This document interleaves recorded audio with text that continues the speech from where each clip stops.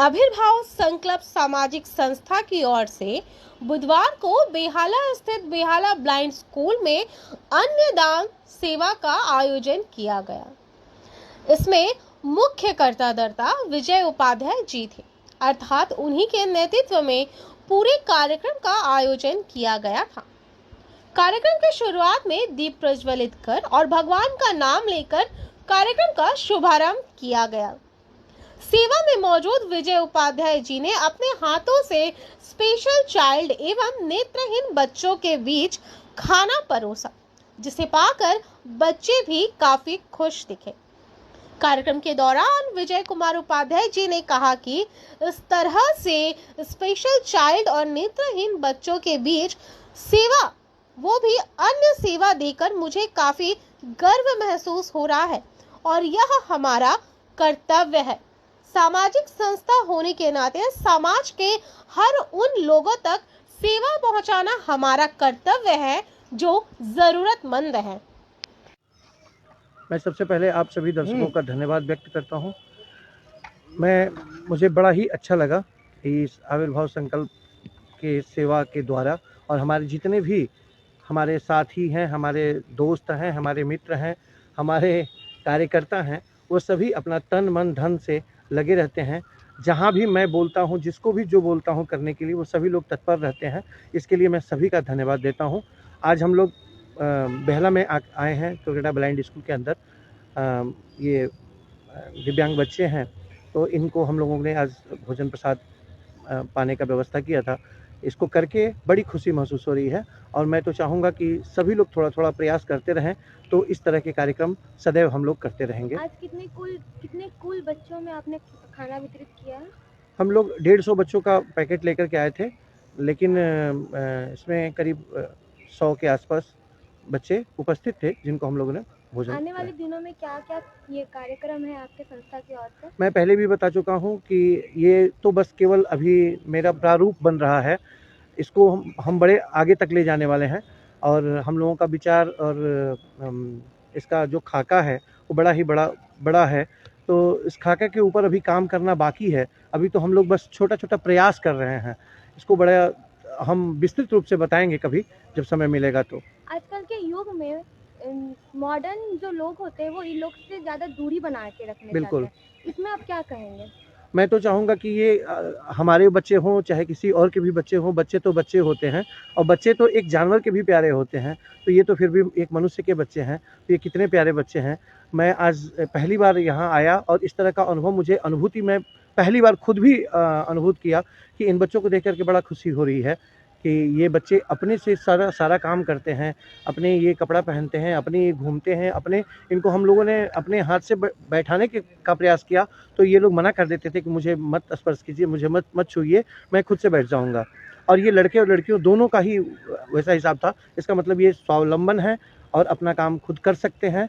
बस इनको भगवान ने जिस चीज़ की कमी दे रखी है, कहीं ना कहीं उसको और भी चीज़ें दे करके उसको फुलफिल किया है भगवान ने। उसके लिए भगवान को मैं भी धन्यवाद देता हूँ।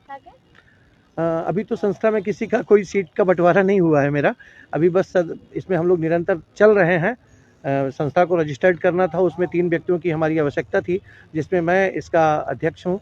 और हमारे ये बगल में आप देख रही हैं, ये हमारे संस्था के कोषाध्यक्ष हैं, और एक हमारे उप सचिव जी। इस बात का मतलब तब निकलता है जब आप आकर के सही से संघर्ष का मतलब को समझें, और उस संघर्ष को समझने के लिए आपको उन लोगों से मिलना पड़ेगा जो रियल में स्ट्रगल करते हैं, जो रियल में संघर्ष कर रहे हैं। और वो संघर्ष आपको वहाँ पे समझ में आएगा जहाँ पे जब हम यहाँ पे आए, इस स्कूल में आए और यहाँ के बच्चों से मिले, और हम अपनी ज़िंदगी को, भगवान ने हमको सब कुछ दे करके भेजा है, हम हर एक तरीके से परिपूर्ण हैं। लेकिन जब हम यहाँ पे आकर के देखते हैं और बच्चों को देखते हैं जो नेत्रविहीन है, और हम जब देखते हैं कि वो किस तरीके से अपनी ज़िंदगी को कितनी सरलता से जी रहे हैं, और हम बड़े बड़े वाक्यों को तो बोलते हैं, लेकिन जब इन बच्चों से हम मिलते हैं ना, तो जो हमारा संघर्ष है वो बहुत ही छोटा और बहुत ही मतलब कम औहदे का दिखता है।